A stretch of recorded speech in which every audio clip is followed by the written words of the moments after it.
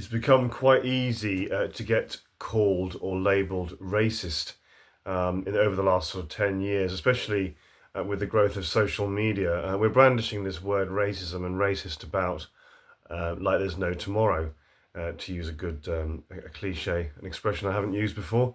But yes, I'm not sure about racist, but I've been sort of accused of or labelled as semi-racist, or certainly as xenophobic, um, crazy, on social media and on YouTube um, over the last few years.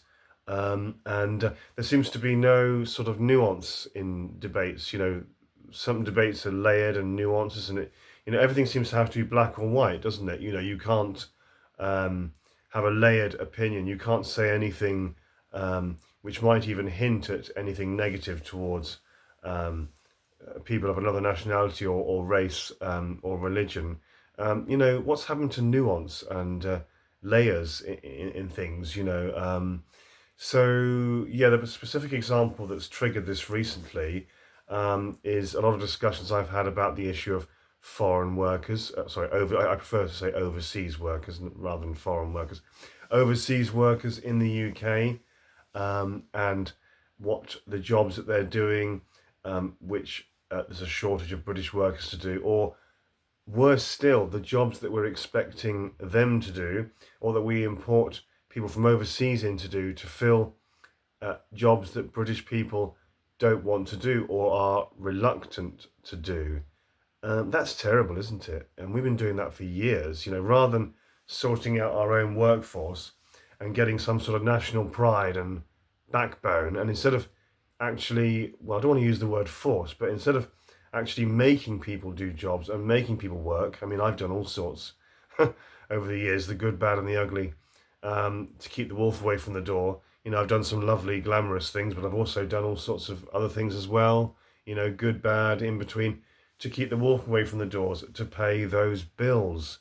But the fact that we can't make people do jobs that we feel we can't force them to. We have to sort of let people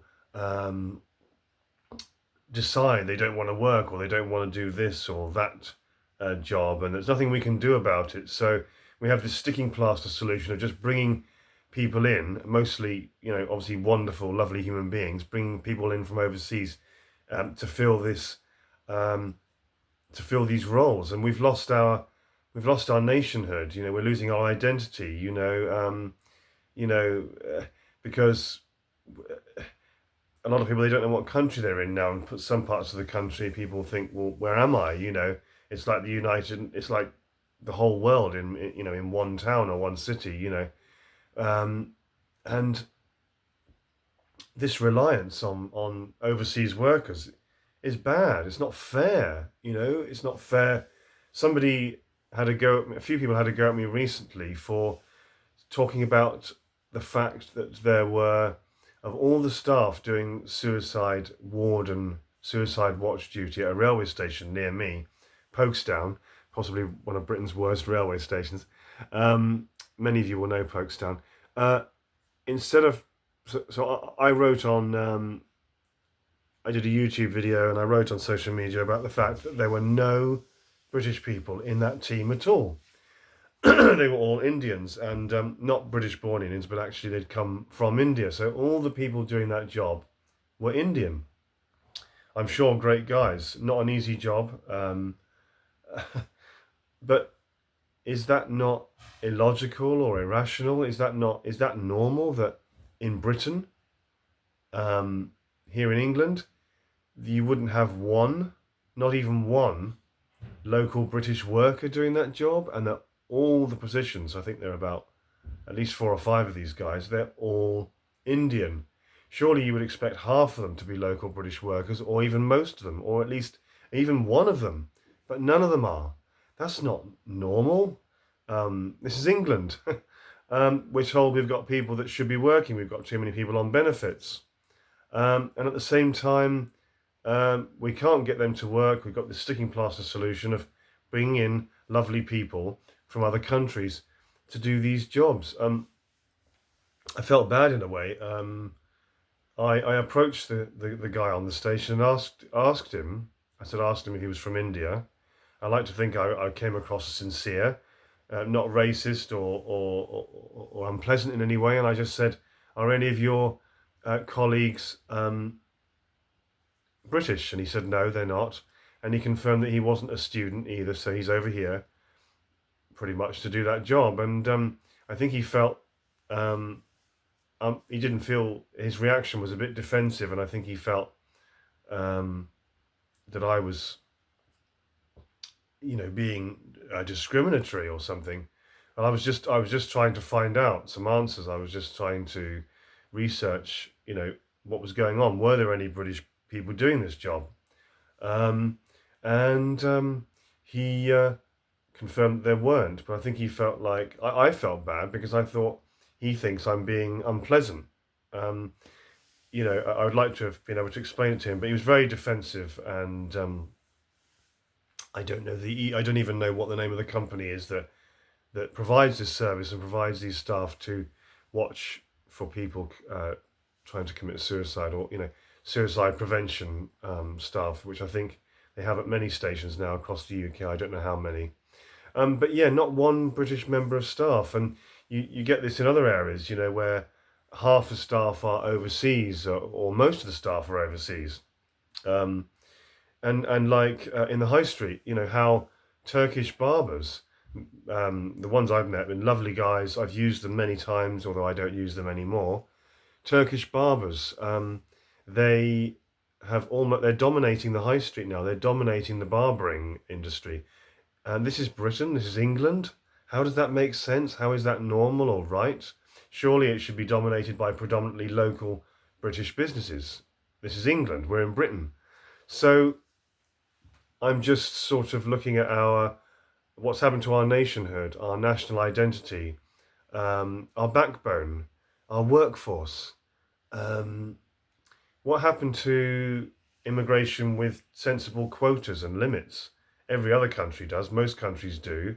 Why is it we don't have any limits? Why is it's just endless flows of people coming in? And, and I'm accused on social media, on YouTube sometimes, of being racist or having a go at these workers. I'm not having a go, quite the opposite. I think it's disgusting that we're expecting people from overseas that are willing to do these jobs when we can't or won't do them. I think that's disgusting. So if anything, I'm sticking up for, I'm saying, I'm speaking favorably about, I'm defending these people. They shouldn't be expected to do things that we won't do. So if anything, I was putting our own workforce down. I was putting our own people down, if you want to look at it that way. I wasn't being racist. I wasn't, these workers do important jobs, and they're mostly great people. And this has nothing to do with race or xenophobia. It's about what's happened to our country, that we're dependent on overseas labour and overseas workers. It's a sticking plaster solution. It's been going on for years and years and years, and it's obscene that we can't get people to do jobs, that people would rather not do certain jobs and can choose to be on benefits or choose not to work. Now, okay, there are lots and lots of people, of course, that really genuinely need help, and we have to have a fair, robust welfare system. There are those who try really hard, those that really do need the help. But, of course, there are those that play a game, that take the mickey. I was going to say take the pee, but this is a family show. But so it's obscene, and it's been going on for years. Instead of sorting our own workforce out, instead of getting some backbone and looking at what's wrong with our own workforce, we just have this sticking plaster solution. It's not a solution, really. It's only a sticking plaster of bringing people in from abroad. And, I repeat again, how is it normal that on that station, all the staff doing that job, suicide prevention, suicide warden job, not something I want to trivialise or make light of, a very serious, heavy subject, not an easy job. Why is it, though, that none of them are local British workers when we've got people on, too many people, we're told, on benefits, people that should be working? Why not one of them are local British workers? They're all Indian. And as I said, I'm sure a lovely guy is doing a difficult or possibly boring job, And I felt bad in a way. I didn't want that young man to think that I was being discriminatory or disrespectful. I was just trying to find out if any of his colleagues were local British workers. He confirmed that they weren't, and he also confirmed that he wasn't a student. So he's come from India to do that job. He wasn't British-born Indian. He was Indian. Obviously, you can tell when they speak to you that whether they're born in this country or they've been here a long time, or whether they've just more recently come over. And I was told that someone said to me on YouTube, oh, probably because the working conditions are awful, the pay's rubbish, it's boring, you have to deal with awful situations and awful people. That's probably why there are no local British people doing it. And I thought, well, that's disgusting that we expect and know that we can import people in to do jobs that we don't want to do. So I'm actually having a go at our own people here, my own people. I'm actually having a go at our own workforce. I'm not having a go at foreign workers. But this reliance on foreign workers, foreign labour, is appalling. And I'm not saying the solutions can be found and that it can be resolved overnight, but it can be resolved. We can do better than this.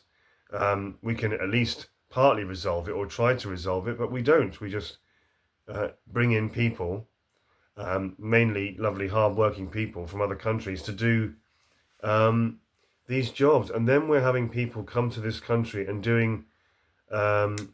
creating unfair competition for local British unemployed people, unfair competition, making it harder for them, because a lot of people that are coming here to work are not doing, they're just doing sort of, mundane, what we call unskilled, again, very important jobs, unskilled, as we would call them, unskilled jobs. We don't have a shortage of people to do those jobs. There are British people that want to do any job. There are British people that want to work. There are British people that need those jobs, and it creates unfair competition and makes it harder for British people that will work, that want to work, because we're having people coming in from abroad not to do skilled, specialised jobs, but to fill routine, mundane, unskilled jobs. So there's too much of that as well, in my view. That's not fair. That's excessive. So, yeah, I think we need to sort of get our nationhood back, our national pride, our national identity, and that's what every country wants. That's why you go to different countries, go to different parts of the world to discover these different identities, different cultures, different ways of doing things, different people. But now in this country, it's like it's such a melting pot now, and such chaos that you think, well, there doesn't seem to be any rational quotas, any proper immigration or migration policy. People don't know what country they're in many parts of the UK.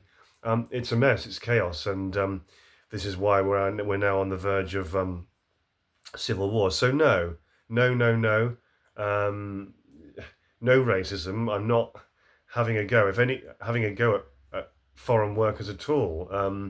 But I also think I like to say overseas rather than foreign, because foreign sounds a bit, I don't know. Yeah, overseas sounds nicer, if you know what I mean. But maybe that's being a bit, what's the word? Being a bit, oh, oh, what's that word? Now you're being, is it finicky? Finicky. Yeah, the word will come back to me in a minute there. We're getting into semantics there, words. But yeah, it's so easy to be called racist now, simply for looking at the layers and nuances. Everything seems to have to be black and white all the time, and you can't have a nuanced, layered discussion. But yeah, I'm going to be doing a video soon, actually, or maybe more than one video, where I talk about what real racism actually is. I've seen real racism. I've seen stark examples of real racism. So we've lost sight of what racism actually is, and we're just sort of calling people racist, brandishing this. I've been called racist and xenophobic, for goodness sake, many times, and that's not how I roll. That really isn't. That's not how I think. It really isn't. But it's, yeah. I mean, it's always been there, but social media has made it more toxic and more tribal, hasn't it? And there was another point I was going to make. Let me just pause for a second while I think what the other point was. It'll come back to me. 1 second. Yeah, we keep on, I think we overstate and exaggerate this, oh, British people don't want to work, British people are lazy thing. It's an overgeneralization. Yes, there's a lot of truth in it. That's why we're importing so much overseas work, overseas labour and overseas staff and workers. Yes, there's a lot of truth in it. And why is it we feel that we can't do anything about it, that we can't sort of make people work? We can't, we have to, people that have, that are playing the system, there's nothing we can do about it, that, that's just the way it is. No, it's not the way it is. We can change it, or at least we can start to change it.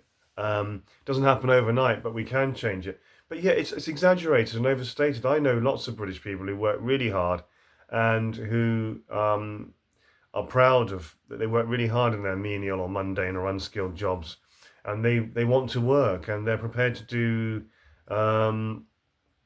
anything. There are lots of hardworking British people. Yes, there are loads that are not. Yes, there's truth in the British people don't want to work and British people are lazy thing, but that's only part of the population. Let's not overgeneralize. Let's not be so fatalistic and just say that's the way it is, because it's exaggerated and it's overstated, in my opinion, that British people don't want to work. I know very hardworking British people, including many hardworking, ambitious young people as well. So let's not be just overgeneralizing about young people and having a go at young people as well. There are hardworking British people that want work. I've done some lovely things, some nice things, some glamorous things, but I've also done all sorts of other things to keep the wolf away from the door. So, this is why, as I said, going back to the Folkestone station thing, somebody said, oh, they're all Indian workers on the station because it's an awful job and rubbish conditions. And I'm thinking, well, so we expect and we import people from overseas to do the job that we won't do, that we can't do. That's obscene. That's disgusting. So yeah, we need to change this thinking. We need to change this culture. We need to rediscover our backbone, rediscover our national identity, our workforce, and our nationhood. That's a word I like, nationhood. I was going to keep it to 10 minutes, but it's already gone to nearly 19 minutes. But yeah, so this video is about accusations of racism and xenophobia, and accusations is a strong word, but people telling me that I'm having a go at foreign workers or not respecting foreign workers, and that this is not the case at all. Sometimes actually it's the opposite. So let's do something about this. As I said, it can't change all this overnight, but we can do a lot better than this.